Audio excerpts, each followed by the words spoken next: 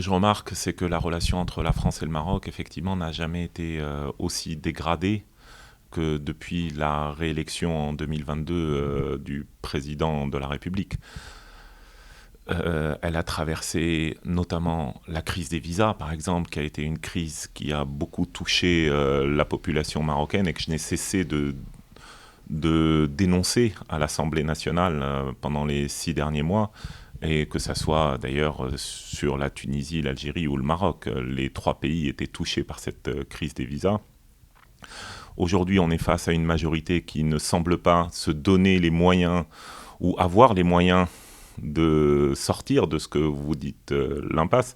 En tout état de cause, moi, en tant que président du groupe d'amitié France-Maroc, j'ai commencé à recevoir des parlementaires marocains car je suis convaincu qu'il faut construire des relations de confiance dans la durée. Et c'est aussi à ce titre que j'en avais discuté avec les présidents des groupes d'amitié, aussi bien côté Chambre des conseillers que côté Chambre des représentants.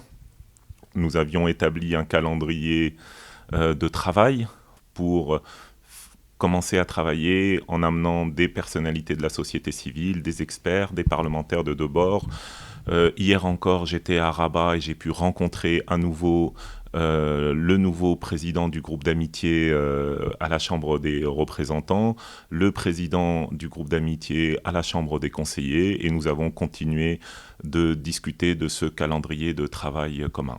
Ma position sur le Sahara marocain, vous savez, j'ai été diplomate pendant 16 ans, j'ai beaucoup travaillé sur cette question, et aujourd'hui, il faut le dire, la proposition d'autonomie dans le cadre de la souveraineté marocaine est la seule aujourd'hui solution crédible, réaliste et sérieuse sur la table des négociations.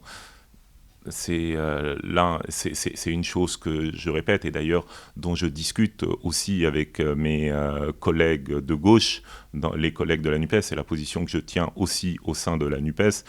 Et il faut voir que c'est une position sur laquelle évoluent aussi beaucoup les gauches européennes.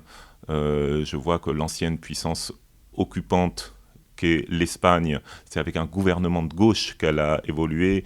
L'Allemagne, qui est une coalition de gauche et de l'écologie, est en train d'évoluer aussi sur cette question. Mon message est assez simple. Moi, j'ai été élu pour me battre pour apporter des droits aux Français établis hors de France.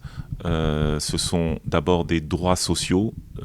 On sait que la situation des Français établis hors de France est assez scandaleuse d'un point de vue des moyens qui sont alloués aux services publics destinés aux Français de l'étranger, que ce soit la question de la santé à travers la Caisse des Français de l'étranger, que ce soit la question de l'école à travers, bien entendu, l'instrument que nous avons qu'est l'AEFE.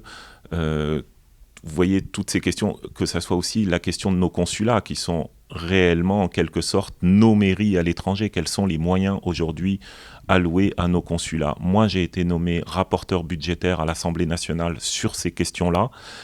J'ai pu faire un premier diagnostic dans lequel j'ai dénoncé la faiblesse des moyens alloués sur l'ensemble de ces sujets. J'ai pu faire un certain nombre de propositions et je continuerai de construire à l'Assemblée nationale en tant que rapporteur sur ces questions, non seulement en tant que député des Français de l'étranger, mais également en tant que rapporteur sur ces différentes questions. C'est un combat qu'il faut mener et effectivement, aujourd'hui, il faut drastiquement augmenter ces moyens, que ce soit santé, éducation ou services publics au sens large.